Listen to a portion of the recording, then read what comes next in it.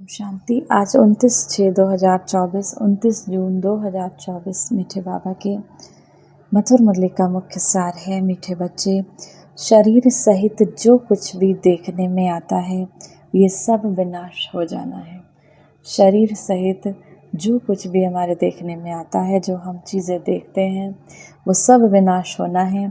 तुम आत्माओं को अब इस कलयुग के अंत में वापस अपने घर परम धाम शांति धाम जाना है, जहाँ से हम आत्माएं आई थी।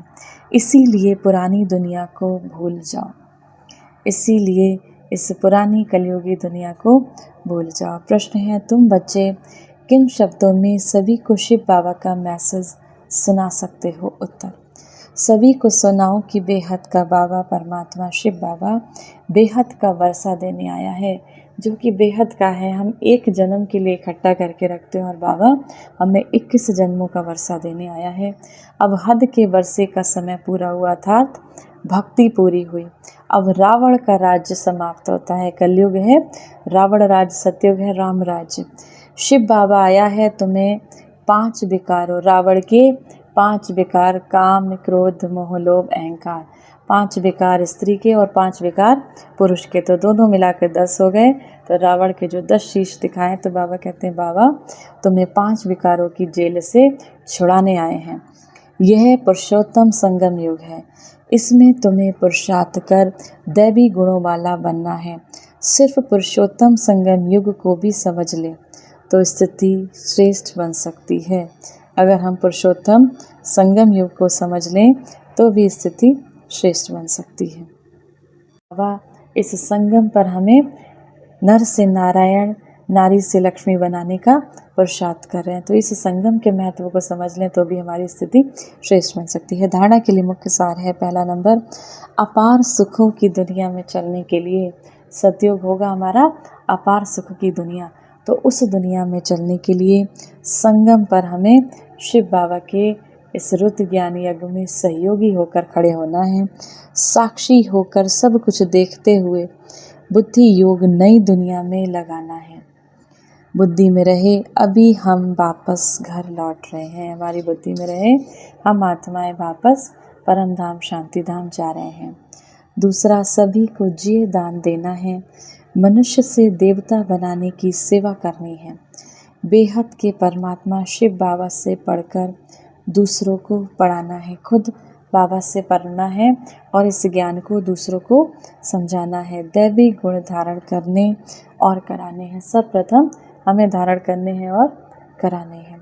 वरदान है, सदा श्रेष्ठ समय प्रमाण श्रेष्ठ कर्म करते वाह वाह के गीत गाने वाले भाग्यवान आत्मा भव।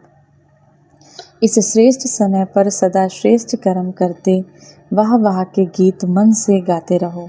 वाह मेरा श्रेष्ठ कर्म या वाह श्रेष्ठ कर्म सिखलाने वाले शिव बाबा, तो सदा वाह वाह के गीत गाओ। कभी गलती से भी दुख का नज़ारा देखते हुए भी हाय शब्द नहीं निकलना चाहिए। वाह ड्रामा वाह, और वाह वाह वाह वाह, जो स्वप्न में भी नहीं था वह भाग्य घर बैठे हमें मिल गया। स्वयं परमात्मा ने हमें वो भाग्य दे दिया। इसी भाग्य के नशे में रहो। स्लोगन है, मन बुद्धि को शक्तिशाली बना दो।